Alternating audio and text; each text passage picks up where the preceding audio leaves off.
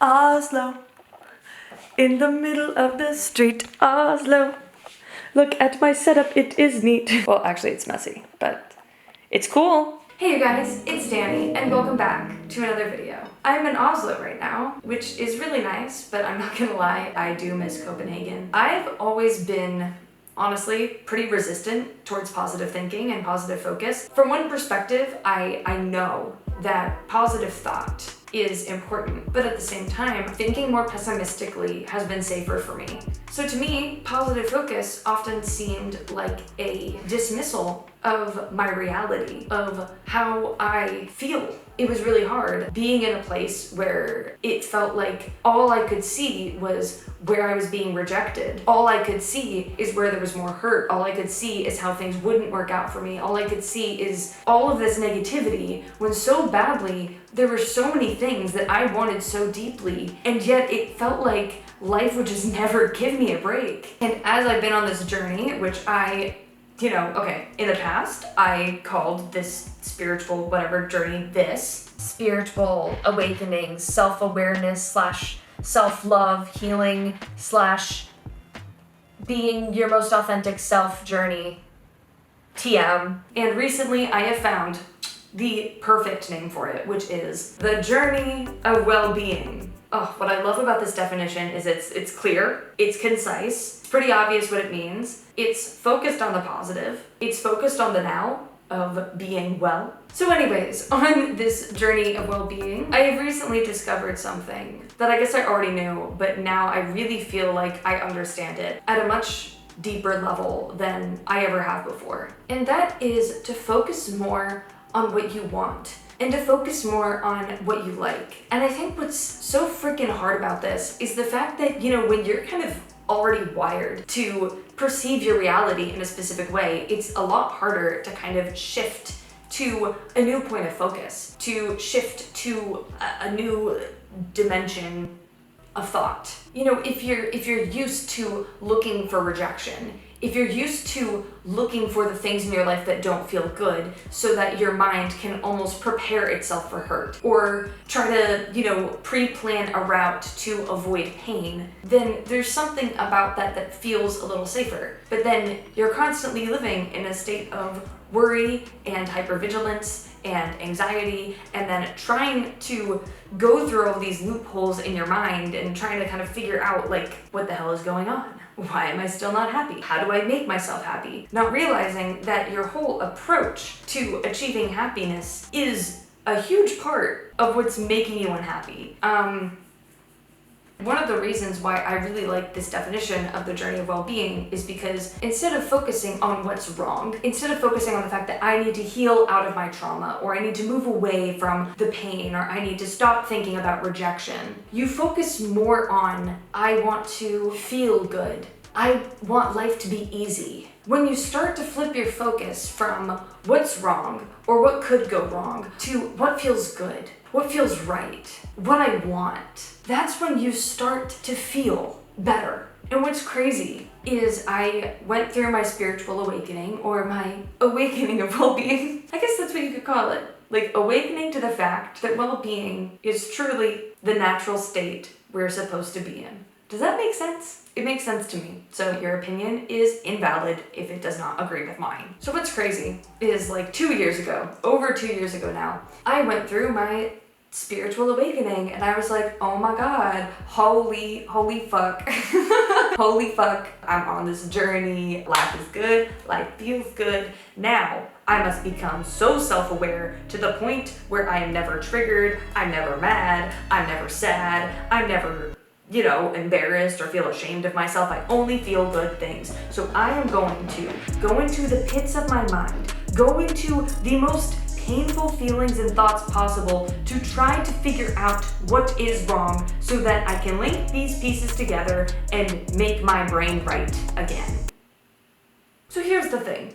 Based on where I was when I started this journey, I don't think that thought process is totally irrational. I think it makes sense to want to understand what the problem is so that you can find a solution. But here's the problem. Negativity and negative thinking is a bottomless pit. You can always find something that is wrong with your life. You can always create a story based on your physical circumstances of how things are going wrong, of how people are rejecting you, of how you're not good enough. You can always find more things that are wrong. You can always find more things that are negative. And I think it is very important that we see and that we feel and that we accept and that we allow these negative emotions, because these negative emotions are very important for us to know where in relation we are to who we are and to how we could feel. It is important for us to experience these negative emotions to know, okay, I'm still thinking thoughts that are not in alignment. I'm still believing things that aren't true, or that are true, but that are true in this perspective of reality that doesn't feel good. Allowing these emotions is important.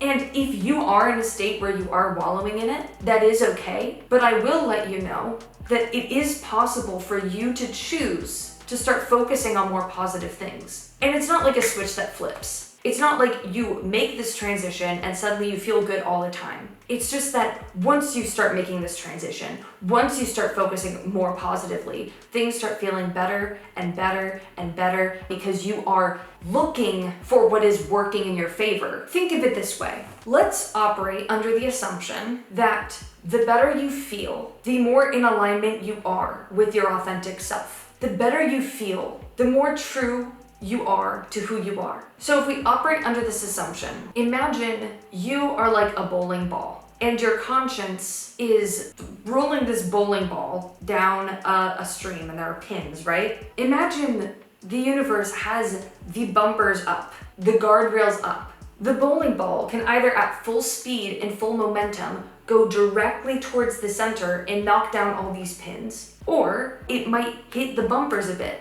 And every time you hit the bumper is like when you feel a negative emotion, like, oh no, what if I'm rejected?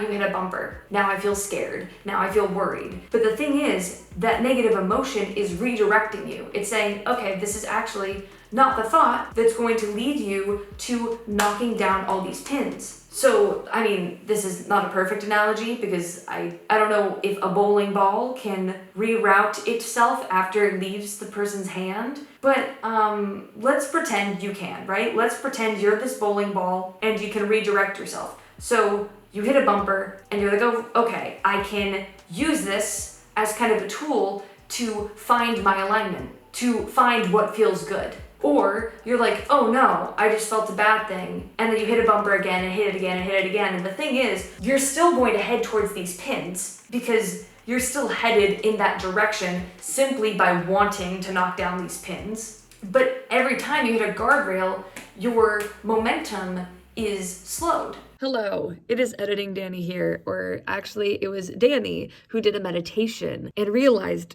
something that's pretty important to this topic, which is it's not just that when you fuck up or you're out of alignment and you hit these bumper rails, it's gonna slow your speed. Sometimes maybe you're slightly off your trajectory and hitting those bumper rails and messing up, or your intuition leading you to a place of pain or a place that feels like disalignment. It can actually be the number one thing that propels you into alignment so that you knock down all the pins, and you weren't going to get there without going through that state. And I feel like I have an example of this in another video that I will link right here, where I was on an airplane and had a big anxiety spiral, but then it ended up being the thing that propelled me into alignment. So it's not like, oh, never get out of alignment, because sometimes those moments are the moments that bring you deepest into that state of appreciation and deepest into that state of like knowing. So anyways, just wanted to say that because it's important. Anyways, back to the video. Okay, back to the video. But imagine that every time you don't hit a guardrail, your momentum gets faster and faster and faster and faster, and therefore you are much more likely increasing your chances of knocking down these pins. And it is a practice. You know, the first time you go bowling, you don't expect yourself to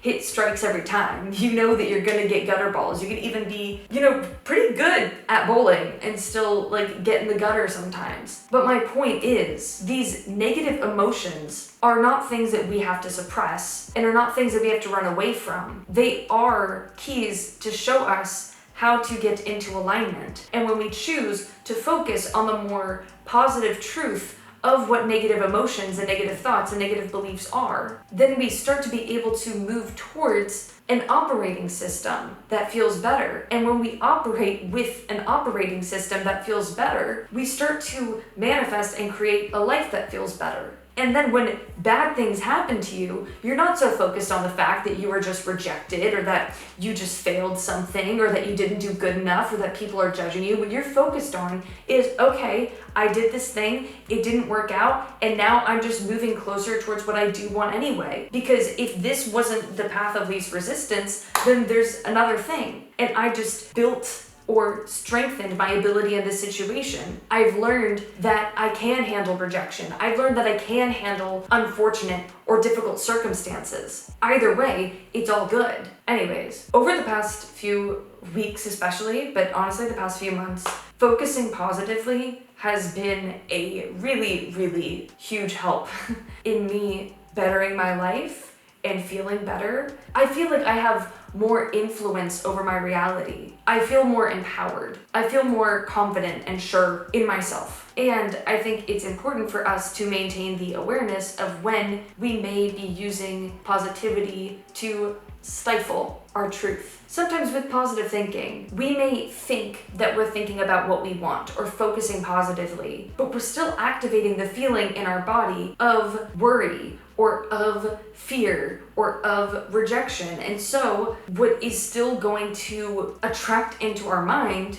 is going to be negative. Okay, for example, let's say I'm thinking about a person who I have romantic feelings towards. And let's say when I think of them, I'm telling myself the story of, oh, I really like them, they're really cool, I'm gonna be with them, it's all gonna work out. But then what my body is telling me is they're gonna reject me, they don't like me, they don't love me, they don't wanna be around me, I'm a burden, I'm too much, da-da-da-da-da-da. And I'm trying to force myself into these positive thoughts to move away from what I'm feeling in my body. It's like I'm on a seesaw and I'm feeling one side of the seesaw, which is the negative thoughts and the negative feelings, but I'm telling myself the story that I'm on the other side of the seesaw. We can only exist in this state when our mind keeps flip-flopping between the two sides of the spectrum. So on one side, we're really, really, really strongly on the unwanted. On the other side, we're really, really, really strongly on the wanted. And so we end up doing this flip-flop, flip-flop, flip-flop, flip-flop. The reason you flip-flop so easily between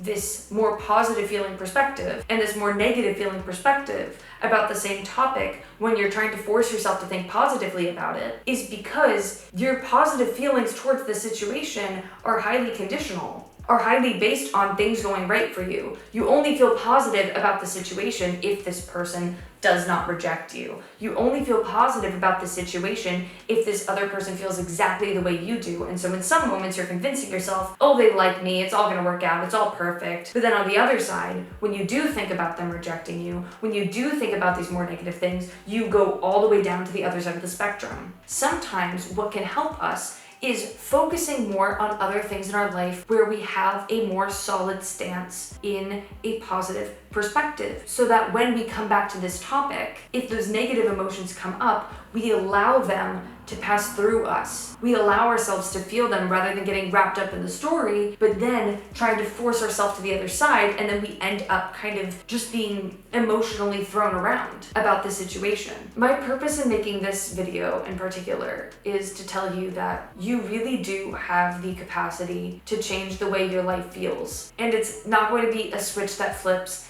in which you feel good all the time. I understand that sometimes you're going to force yourself to think positively. Sometimes you're going to wallow in those negative emotions. Sometimes you're going to focus on what you don't want. But it is true that the easier it gets, the easier it gets. The better it gets, the better it gets. So if you're in a state right now where you're experiencing a lot of negative thoughts, I urge you to see where you're already doing better than you think you are. Because when I really felt like I was focusing on predominantly the unwanted, I can kind of look back and see how I still had those moments or those days where I could just look up at the clouds and be in awe of how beautiful it was. Or I could look at a stranger on the street and just feel so much love for them, or appreciation for them, or just admire their beauty. And sometimes those moments last a split second. Sometimes those moments last a few minutes. Sometimes those moments last for the majority of my day. But there are always those moments of joy or alignment or satisfaction or fulfillment that you feel. And so instead of focusing on what it is within your life circumstances or the external world that make you feel that way, and try to depend on life circumstances to tell you how to feel about a situation, start learning how you can kind of shift your perspective of a situation so that it feels good, and so that the way you operate and the way you make decisions is always a move towards what feels good. I'm going to read you something that I wrote yesterday. I was walking on the streets of Oslo and I was having just such a good day, just feeling so euphoric and aligned and in appreciation and gratitude of pretty much everything I came across. And so this is something I experienced, and I wrote a poem, which I don't normally do, but I did. So I saw an empty box of cigarettes laying on the ground. It said, "Smoking causes blessings." I knew it was wrong, so I looked again. Smoking causes blindness. I saw another reality for a moment. I lived in another dimension for a moment. I saw where I was, and then attuned to what is. Or maybe I just tuned to what I think is. That's how powerful I am. And I think that's a good representation of how powerful our perspective is. So with that said, thank you for watching this video. I hope you enjoyed it. If you did, do all the things, click all the buttons, and I will see you guys in another video.